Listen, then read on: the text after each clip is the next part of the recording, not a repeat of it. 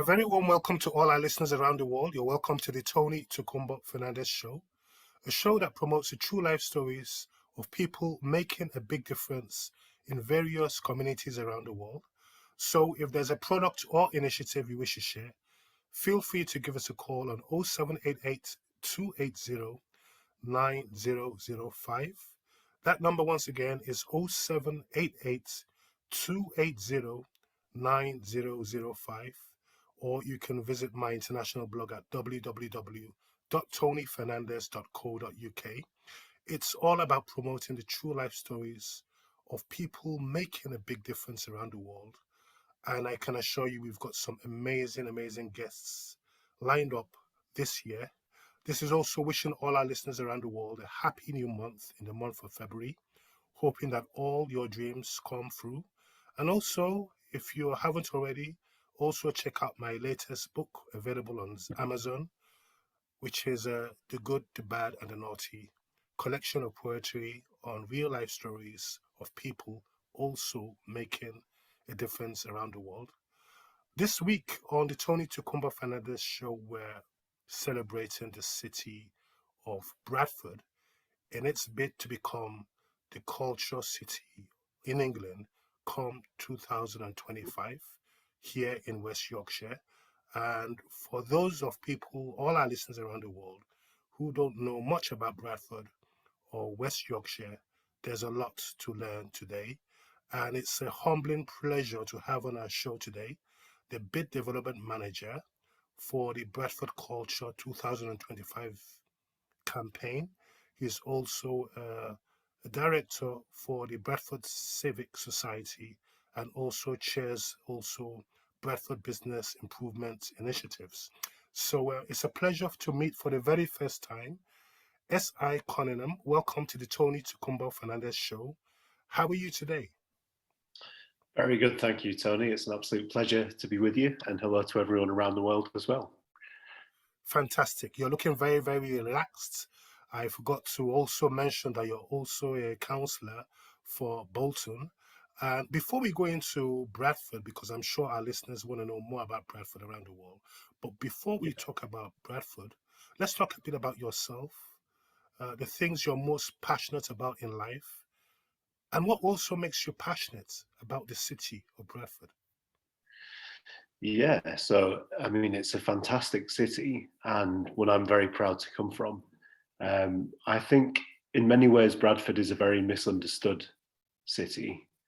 A lot of people who are not from here or who've never heard of it perhaps have an idea of what it's going to be like. And it's actually, the reality is very different. So things like City of Culture or the Business Improvement Initiative I'm involved in as well, that gives us a chance to tell the story in the way we want to tell it as Bradfordians.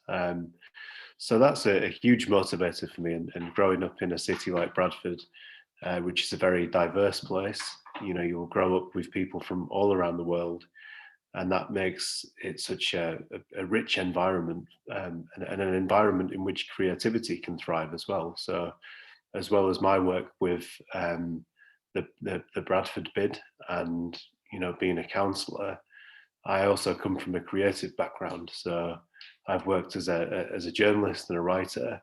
And I think that a huge part of that is because I come from somewhere like Bradford, which has got such a rich environment and is such fertile territory for people who are perhaps a bit more creative. And, you know, of course, when you grow up around here, you know that you're from the same place as people like David Hockney, or Zayn Malik, or, you know, the Bronte sisters. So we have all these fantastic world famous cultural icons that are from the same place that we're from.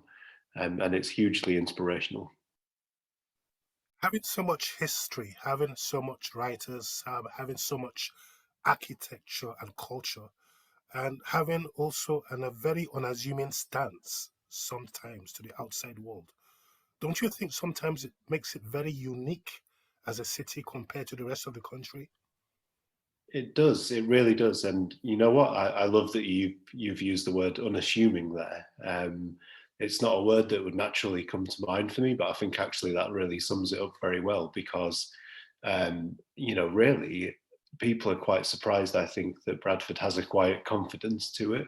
Many of our people are incredibly talented. They go on to do great things around the world.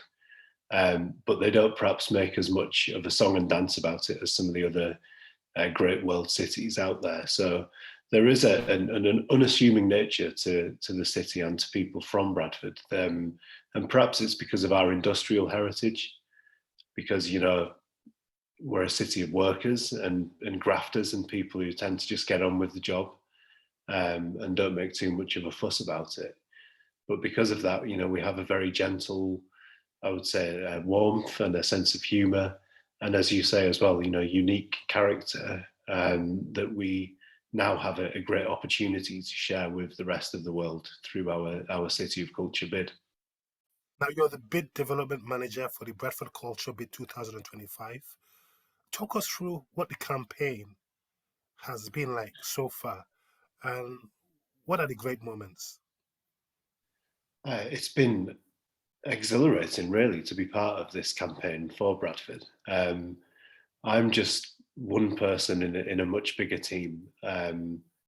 We have working with us on the bid itself about 6 or 7 members of staff who are all very passionate about Bradford and have many different experiences and come from different backgrounds, and they bring a lot of great talent to the bid development process. But beyond that, we have a tremendous amount of people who volunteered their personal time to work on the bid as well. And we've had thousands of conversations with people from all walks of life, from all around the city, who've helped shape the bid as well. So for me, the highlights have been frequent throughout the bid, because you're always learning new things about where you're from, and you're learning things about the people you're working with and engaging with as well.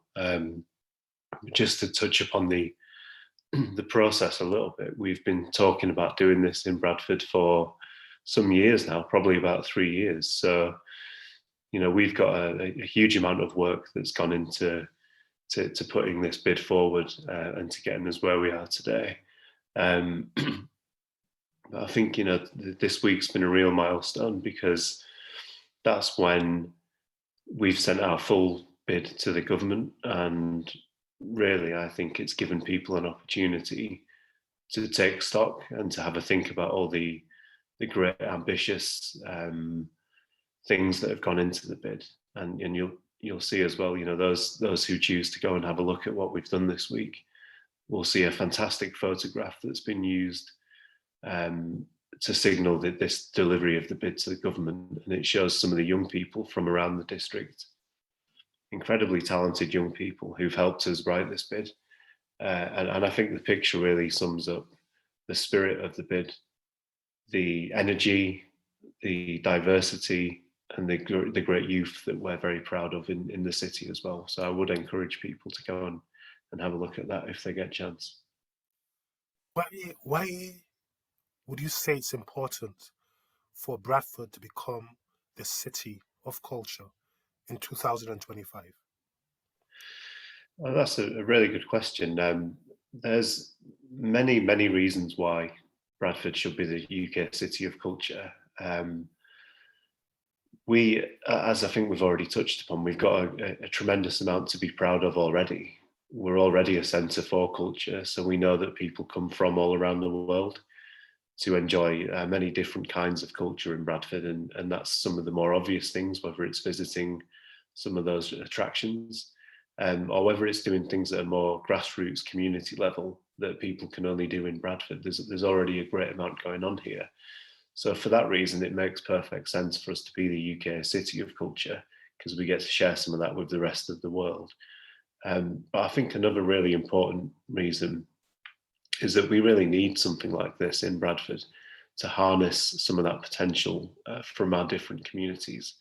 I've talked a bit about how the fact that we've got young people involved in this, and you know, Bradford is the youngest city in the United Kingdom. There's more people in Bradford who are aged between 16 and 24 than any other UK city, and we're also one of the youngest cities in Europe. So we have to harness that young energy We have, more importantly, perhaps we have to create opportunities for these young people, and whether that's opportunities to find new ways of employment or education or training, but also opportunities for them to have access to culture as well, and have access to different experiences. So we need to serve our young people, and we need to give them a purpose and a reason to be proud of Bradford. And as well, I've mentioned the great diversity of our city as well. We are one of the most diverse cities in the UK and in Europe as well. And we have communities from all over the world. We have hundreds of different languages spoken, and that creates so many opportunities, and makes it a really attractive place for people to come and live and do business as well. So, you know, we have that huge asset, and something like being the city of culture, again, it just gives that chance for that real asset to thrive, and to create something special out of that as well. I mean, for the benefit of our listeners around the world today who have never been to Bradford, Mm, or who don't know much about Bradford, what would you say Bradford has? I know you've touched on a bit already, that yeah. makes it stand out from the rest of the country as a unique melting point for history, culture, film, and all sorts.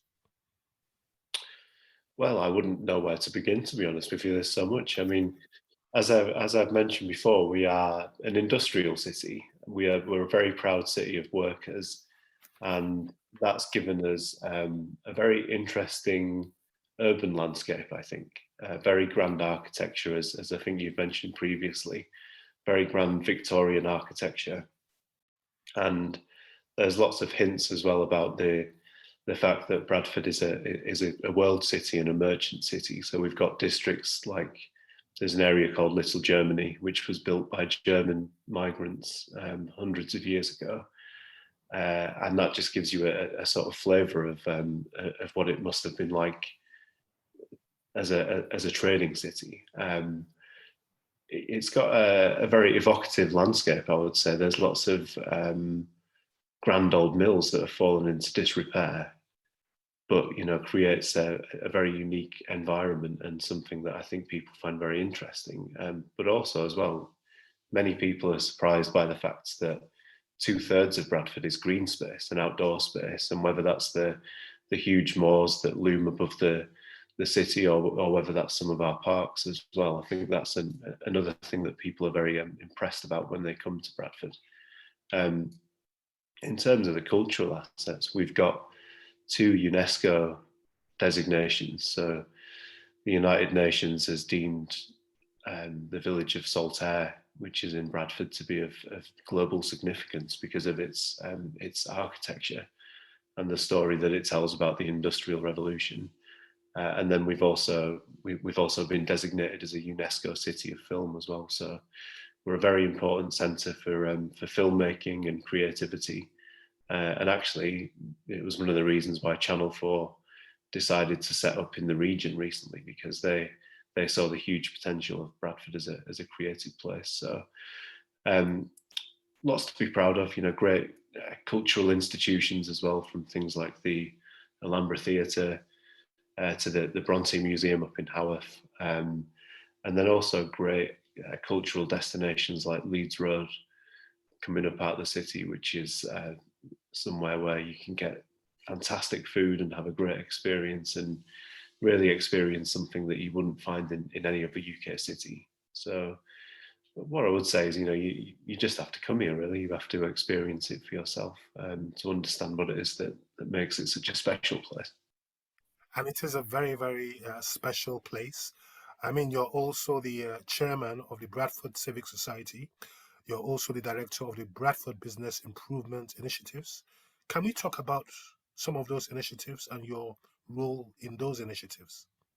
Yeah, of course. So the Bradford Civic Society is quite an old institution. It's been in existence in Bradford since the 1940s, and it was a group that was set up to promote civic pride in Bradford, so to encourage people to take more pride in where they live. And because of that, the group has traditionally done a lot of work to celebrate the unique heritage of the city. Heritage is a very important word, and it's something that we're talking about quite a lot at the moment, not just in Bradford, but all around the world. And we have a great job to do, I think, to remind people that heritage isn't just owned by one particular group. And, perhaps traditionally, when people have talked about heritage in Bradford, they might have just thought about it as a Victorian city. But really, what our role is, and one of the reasons I enjoy being part of that group, is that we're working more now with the many different diverse communities from all around the world who've come to Bradford, and have played a huge part in the development of our heritage as well. So, we do a lot with our South Asian community, with our Eastern European community, and recently as well, we've been working with many different groups as part of a statues and monuments review of the city as well. And that was specifically in response to the Black Lives Matter movement and some of the conversations and discussions that happened as a result of that. And in Bradford, we've used that as an opportunity to review our statues and monuments around the city and make sure that they're going forwards, that they're far more representative of where we are as a city now and where we want to be. So it's a group that has, I think, an important role to play, and one which I think is far more open and far more inclusive than some other similar groups around the UK. The other role, the Business Improvement District, is a bit more recent. That's only been in existence for the last 4 years in Bradford, and really that is has quite a specific remit, really, and that's just to make sure that Bradford is looking its best. It's we do things like hot wash the streets and put hanging baskets in the city centre, and put events on as well, like the fireworks display that we had last year as well. So that's a group really that's there to enhance the city and to make sure that it's looking its best for our citizens and our visitors as well. And when you talk about heritage, how important is it as a people, the stories we create today for a better tomorrow? It's hugely important. It's the heritage, traditionally people have talked or focused quite heavily on buildings and the built environment, and I do understand that. And buildings are they give us our character, they're landmarks and they're distinctive, but at the end of the day they are just buildings, and the stories that tell are far more important, because those are where we get our values from, and those are where we begin to understand ourselves, and they help shape us as people. So I think we can't shy away from the fact that in a big city like Bradford, we have a lot of challenges. For example, we have a lot of poverty. We have challenges in education. We have challenges in making sure that people have access to skills and employment as well. And really, a lot of the time, it's of huge importance, if you want to overcome those challenges, to understand where it is you come from, and why it's important for you to take a pride of place, or to invest in your community, if you like. So it is of huge importance that people feel that they're part of a place, and understanding their heritage and understanding where they're from, and the role that generations have played is all contributes to that, I think. And if we want the city to become even better than it already is, then we have to encourage everyone to play a role in that. And if people recognise themselves in the public realm, in the built environment, in our cultural life, if they recognise their community in themselves, then they'd be far more inclined to make an investment in it as well. So it's very important that everyone comes on board when it comes to talking about things like heritage or culture, or civic pride. On a very final note, what message do you have today to all our listeners around the world who have never been to Bradford or who don't know much about Bradford?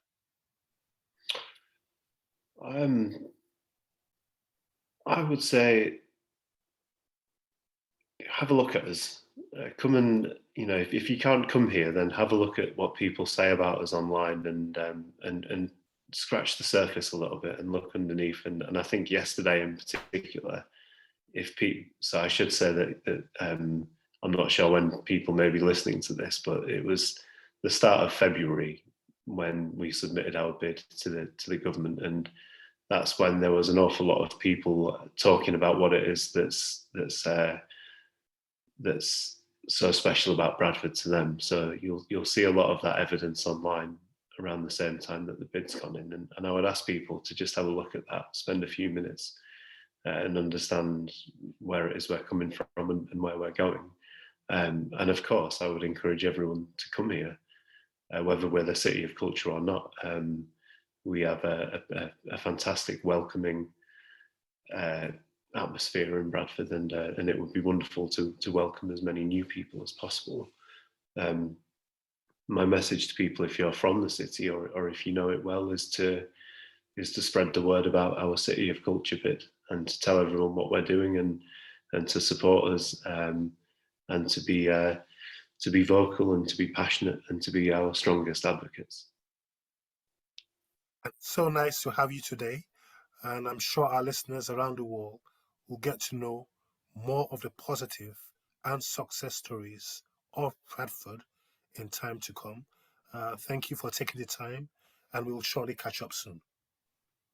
Thank you, Tony. It was an absolute pleasure to speak to you. You're welcome, and God bless you. God bless.